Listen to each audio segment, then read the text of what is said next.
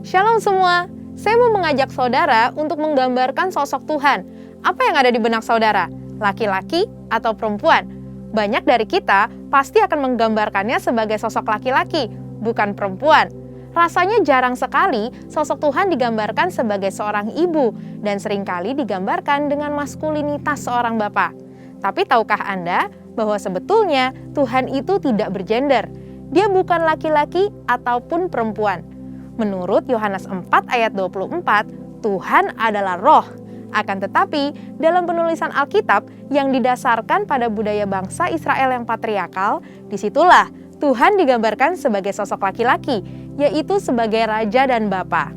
Saat mengekspresikan dirinya, Yesus pun mengajarkan gerejanya sebagai mempelai wanita dan dia sebagai mempelai pria. Tujuannya adalah untuk menunjukkan bahwa Israel menyembah Allah yang benar, yang memelihara dan membela. Berbeda dari bangsa-bangsa di sekeliling mereka yang menganut kebudayaan pagan dan kebanyakan mengambil sosok dewi-dewi untuk disembah. Walaupun iman dasar kekristenan percaya bahwa Yesus adalah putra dari Allah Bapa dan ini mengandung makna maskulinitas. Akan tetapi, Tuhan juga digambarkan sebagai seorang ibu. Di dalam Yesaya 66 ayat 12-13, Tuhan berkata, "Kamu akan menyusu, akan digendong, akan dibelai-belai di pangkuan, seperti seseorang yang dihibur ibunya. Demikianlah aku ini akan menghibur kamu." Semua implikasi tersebut bukan untuk membedakan nilai, hak, dan martabat laki-laki dan perempuan. Di hadapan Tuhan, kita semua adalah setara, yaitu sebagai pembawa gambaran Tuhan. Demikian pula dalam gereja dan pelayanan. Tuhan memberi tempat kepada perempuan. Banyak contoh dalam Alkitab yang menunjukkan perempuan dihormati dan dipercaya untuk memimpin, mengajar, dan bernubuat. Dalam pelayanan Yesus, Ia juga menghilangkan diskriminasi terhadap kaum perempuan dan penyalahgunaan otoritas laki-laki. Yesus menjadi sahabat perempuan dan mendorong perempuan untuk memberitakan Injil. Yesus pun memuji, membela, dan menyelamatkan perempuan yang seringkali direndahkan. Gereja kita pun konsisten mengikuti ajaran Tuhan, di mana perempuan dapat diangkat sebagai gembala, guru, worship leader, pengkhotbah, dan sebagainya.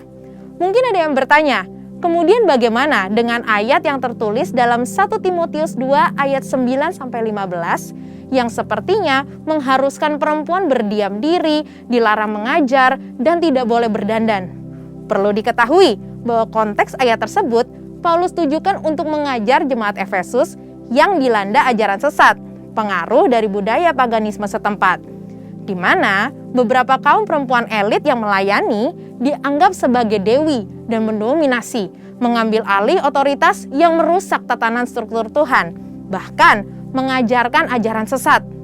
Pada dasarnya, Rasul Paulus mendukung perempuan untuk bernubuat dan mengajar, serta menghormati dan memperhitungkan jeripaya perempuan yang melayani gereja.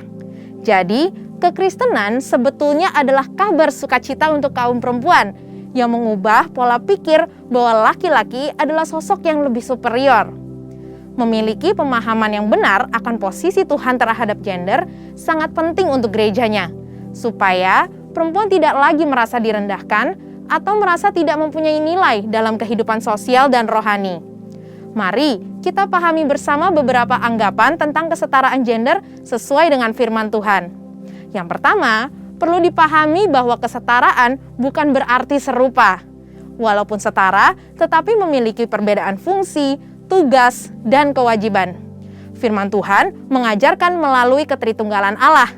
Secara esensi, tiga pribadi ini adalah Allah sendiri, namun memiliki fungsi masing-masing. Seperti dalam karya keselamatan, Bapa berfungsi untuk merencanakan keselamatan. Anak melaksanakannya melalui salib dan kebangkitannya, dan Roh Kudus mewujudkannya melalui kelahiran baru. Begitupun dengan kesetaraan laki-laki dan perempuan. Walaupun memiliki hak manusiawi yang sama, namun memiliki fungsi dan kewajiban yang berbeda, khususnya dalam pernikahan. Laki-laki dengan maskulinitasnya sebagai kepala yang berkewajiban memenuhi kebutuhan keluarga dan memberi perlindungan. Sedangkan perempuan dengan karunia lemah lembutnya berfungsi sebagai penolong yang memelihara keluarganya dan membantu mewujudkan rencana keluarga. Yang kedua, pahami bahwa penundukan diri tidak menjadi tanda nilai status yang lebih rendah. Umumnya, dunia memiliki pemahaman ketika seseorang tunduk pada otoritas yang lebih tinggi, artinya orang tersebut punya nilai status lebih rendah. Padahal nyatanya, penundukan diri adalah ekspresi ketaatan dan penghormatan. Meskipun Yesus sama derajatnya dengan Bapa, ia tetap tunduk pada perintah Bapa dan menjadi satu kemuliaan bagi Allah. Perempuan sebagai penolong laki-laki bukan berarti lebih rendah derajatnya. Justru sebagai penolong yang sepadan dan melengkapi gambaran Allah yang utuh. Dan yang terakhir, penghargaan perempuan tidak berasal dari status jabatan yang sama dengan laki-laki.